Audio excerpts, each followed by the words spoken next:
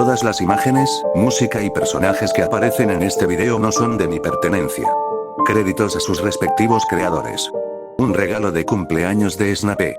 Escrito por Lin 3144 en Wattpad. Como todos los años no sabía qué esperar de su cumpleaños, pero sin duda nunca esperó recibir algo tan inesperado como la visita de su profesor de pociones.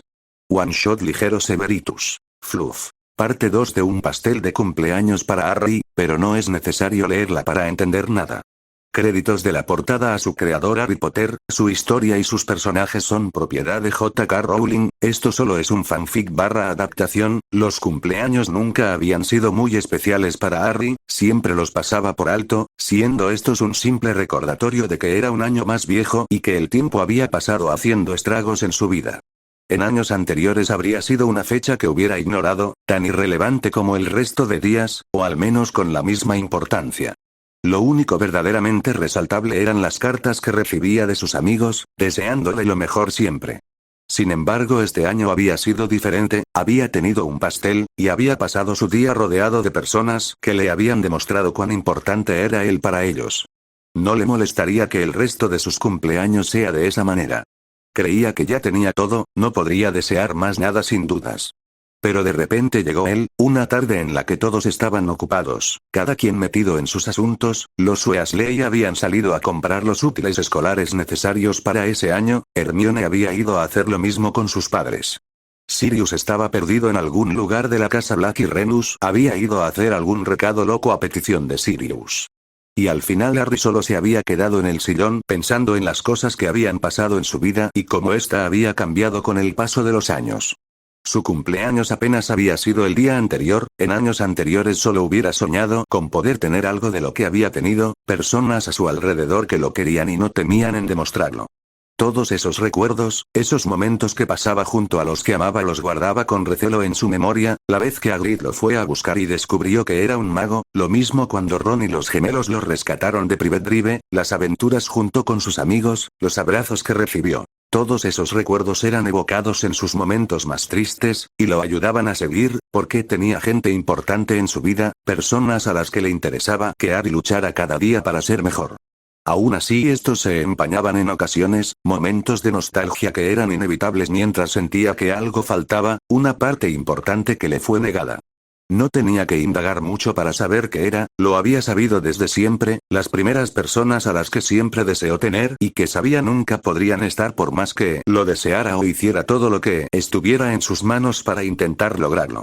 Sus padres, aquellos que le habían dado la vida y habían peleado por ella para que Harry viviera, para que celebrara muchos más cumpleaños, aunque eso significaba que ellos no estarían ahí. No le gustaba ponerse nostálgico, pero mientras veía las llamas verdes de la chimenea, no pudo evitar pensar con tristeza en la falta que le hacían. Se acomodó en su asiento al ver con una ceja alzada ese detalle que había pasado por alto un segundo antes, mientras muy tarde para salir de la sala, veía cómo las llamas se avivaban y una figura salía de la chimenea.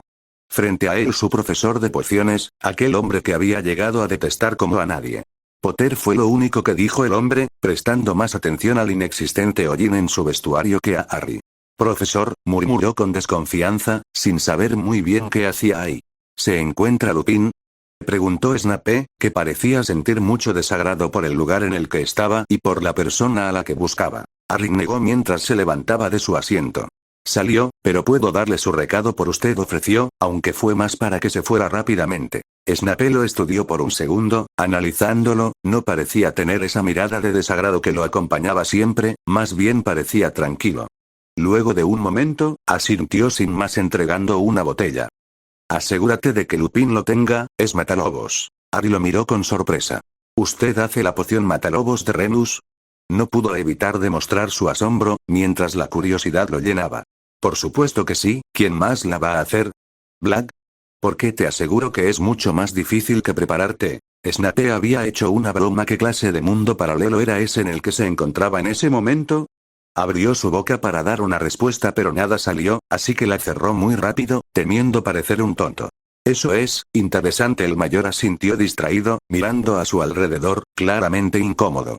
Me voy, dijo sin más, dándose la vuelta. Harry lo vio irse sin decir nada. Snape siempre lo había intrigado, y siempre le había parecido un hombre en extremo inteligente, y si no fuera porque era un poco imbécil, hasta le hubiera gustado que le enseñara pociones de verdad, pero eso no iba a pasar nunca.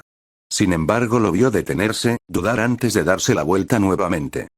Ayer fue tu cumpleaños, ¿no, Potter?